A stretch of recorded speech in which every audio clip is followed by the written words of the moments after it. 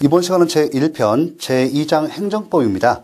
우리 행정법에서 이제 가장 중요한 행정법의 일반 원칙이라든지 기본 원리, 그 다음에 이제 행정법의 의의, 법원 정도가 이제 중요하고요. 자, 앞에부터 천천히 제1절부터 보도록 하죠. 행정법의 의의가 나오죠. 맨 먼저 첫 번째 개념인데요. 행정법은 행정의 조직, 작용 및 구제에 관한 국내 공법을 말한다라고 되어 있습니다. 개념 요소 자 보시면 행정법은 행정에 관한 법이다. 행정법은 행정에 관한 공법이다. 행정법은 행정에 관한 국내 공법이다. 이렇게 되어 있습니다. 자, 이렇게 이제 간단히 받으시고 행정법의 성립은요. 먼저 대륙법계에서 먼저 행정법이 이렇게 성립합니다. 그리고 나서 영미법계에서도 행정법이 성립하게 됩니다.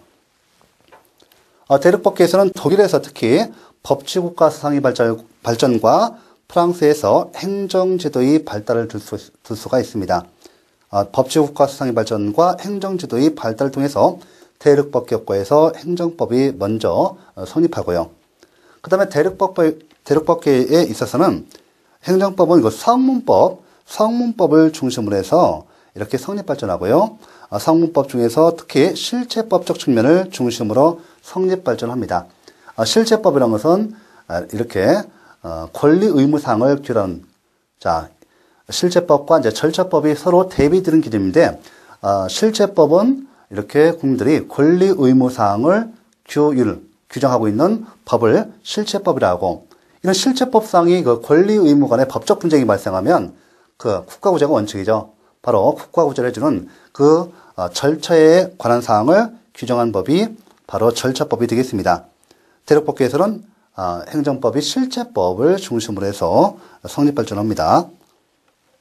이에 대해서 영미법계 국가에서의 행정법의 성립은 영미법계는 그 대륙법계와는 달리 불문법주의를 취하고 있습니다. 대륙법계에서는 성문법주의가 원칙이고 영미법계에서는 불문법이 원칙입니다.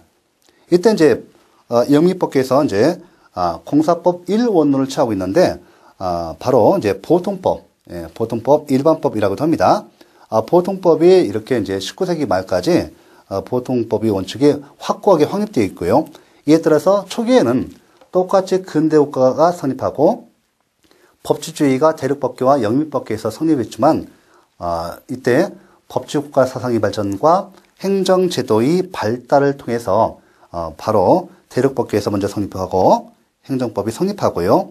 그 다음에 영미법계 국가에서는 이 보통법의 원칙 때문에 똑같이 근대국가가 성립했지만은 초기에 행정법 성립이 저해가 됩니다. 그 이유가 있는데 이 보통법이라는 것은 보세요. 공법과 사법체계가 없어요. 그러니까 공사법이 1원론 하나의 체계에 법체계가 있고 이에 따라서 국가와 개인 간 개인과 개인 간에도 똑같이 평등한 보통법을 적용해서 법의 평등이라는 이런 실질적 정의, 자연적 정의 원칙에 따라서 이렇게 하다 보니까 행정법 성립이 초기에 저해가 됩니다. 이 정도 간단히 보시고요. 특히 영미법계 국가에서는 그 실체법보다는 절차법적 측면을 중심으로 해서 행정법이 성립하게 됩니다. 쉽게 말하면 근대국가 초기에 영미법계에서는 이제 보통법의 원칙 때문에 행정법이 성립이 저해되는데 나중에 그 행정위원회 제도를 통해서 행정법이 성립합니다. 행정위원회가 행정적 권한뿐만 아니라 준사법적 권한이라든지 준입법적 권한이 부여되어 있어서 이때 준입법적 권한에 의해서 행정법이 성립하게 되고 이에 따라서 영미법계 행정법은 나중에 행정법이 성립하는데 바로 절차법적 측면을 중심으로 해서 행정법이 성립 발전합니다. 이렇게 놓으시고 특히 주의하실 것은 영미법계 행정법은